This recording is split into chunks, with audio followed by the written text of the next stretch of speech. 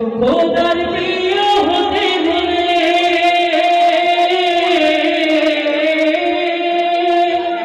খোদার প্রিয় হতে হলে খোদার প্রিয় হতে হলে এই জিকির করো